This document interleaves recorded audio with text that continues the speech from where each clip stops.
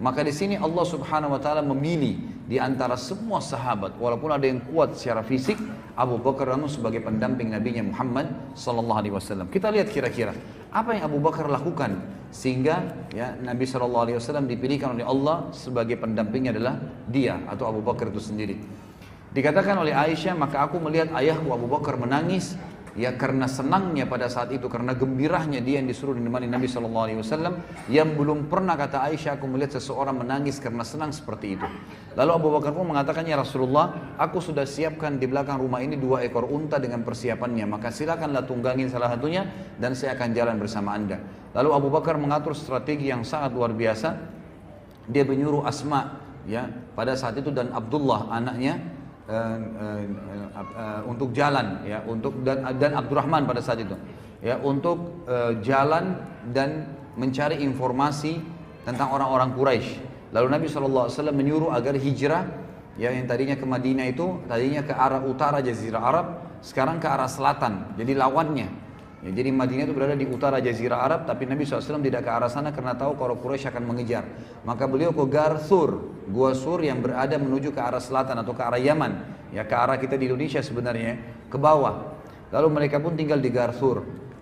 Lalu Abu Bakar pun menyuruh Amir bin Fuhairah, salah satu budak yang dibebaskan oleh beliau yang masuk Islam juga, menggembalakan domba, menyuruh mengikuti unta Nabi SAW dengan Abu Bakar agar bekas-bekas kaki untanya diinjak oleh gembalaan Abu Bakar dan tidak kelihatan oleh Quraisy. Ringkas cerita yang kita ingin sampaikan adalah peran Abu Bakar. Pada saat Nabi SAW tiba di Gua Thur, dalam hadis sahih riwayat Bukhari dijelaskan, maka Nabi SAW dilarang oleh Abu Bakar untuk masuk. Ini disebutkan dalam athar yang sahih, tidak disebutkan dalam sahih Bukhari, tapi disebutkan dalam buku-buku athar yang sahih. Ya, semua buku-buku hadis menyebutkannya sebagai athar. Athar ini dinukil dari para sahabat, gitu kan? Kalau hadis seperti dari Nabi SAW. Maka disebutkan dalam athar yang sahih bahwasanya Abu Bakar radhiyallahu anhu, sebagaimana dinukil oleh Abu Al-Qasim Al-Baghawi dalam kitab beliau melalui Ibnu Abi Mulaika, bahwasanya Nabi SAW pada saat berangkat ke Gua Hira bersama Abu Bakar, kemudian Abu Bakar ya sering kali berjalan di depan Nabi SAW. Kadang-kadang beliau gelisah pindah ke belakang Nabi SAW. Kadang-kadang beliau gelisah ke sebelah kanan Nabi SAW. Kadang-kadang beliau gelisah ke sebelah kiri Nabi SAW. Terus begitu. Lalu Nabi SAW dengan tenang tetap membaca Al-Quran di atas untahnya. Kemudian Nabi SAW melihat gerak-gerik Abu Bakar yang sangat banyak, maka berkatalah Nabi SAW, ada apa wahai Abu Bakar? Kata Abu Bakar, ya Rasulullah, kalau saya sedang berada di depan anda, tiba-tiba saya khawatir kalau ada musuh menyerang anda dari belakang, maka saya ke belakang anda. Kemudian kalau saya sedang di belakang anda, saya khawatir nanti musuh ada di belakang, di sebelah kanan anda, maka saya ke sebelah kanan anda.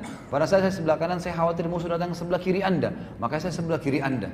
Maka kata Nabi SAW, tenanglah wahai Abu Bakar, sesungguhnya Allah bersama kita. Tapi pelajaran besar bagaimana Abu Bakar memang luar biasa.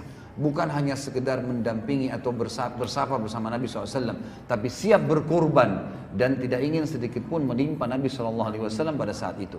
Dan riwayat yang lain menjelaskan bahwasanya pada saat Nabi SAW dan Abu Bakar tiba di Gar Thur, sebuah lubang, gitu kan. Kemudian Abu Bakar berkata, ya Rasulullah, jangan masuk dulu, jangan masuk dulu. Lalu Nabi SAW, lalu Abu Bakar masuk duluan. Kemudian Abu Bakar menutupi lubang-lubang yang ada di situ dengan bebatuan dan juga dengan kain-kain yang dia bawa, gitu kan. Tinggal tersisa 2 buah lubang yang tidak bisa lagi ditutup sama dia. Biasanya lubang-lubang di gua ini ada ular atau kalajengking, gitu kan. Maka Abu Bakar pun dalam athar ini dikatakan meletakkan kedua telapak kakinya di lubang tersebut. Lalu Nabi SAW dipersilakan masuk Abu Bakar, lalu Nabi SAW pun tidur di paha Abu Bakar, tidur di paha Abu Bakar. Pada saat sementara Nabi SAW tidur di paha Abu Bakar, maka kaki Abu Bakar disengat oleh binatang tadi, tapi tidak disebutkan kalajengking atau ular. Dan Abu Bakar kesakitan, tapi beliau tidak menggerakkan sedikit pun pahanya karena tidak mau Nabi SAW terbangun dari tidurnya, alaihissalam. Lalu Abu Bakar pun karena tidak tahan lagi menangis. Dan tetesan air matanya jatuh ke wajah Nabi SAW, maka Nabi pun terbangun. Lalu Nabi SAW mengatakan, ada apa wahai Abu Bakar? Abu Bakar berkata, ya Rasulullah, kakiku disengat oleh binatang buas. Maka kata Nabi SAW, angkatlah. Lalu beliau meludahinya dan akhirnya sembuhlah kaki Abu Bakar radhiyallahu anhu. Dan ini sebuah kejadian yang luar biasa dari pada saat safar Nabi SAW bersama Abu Bakar.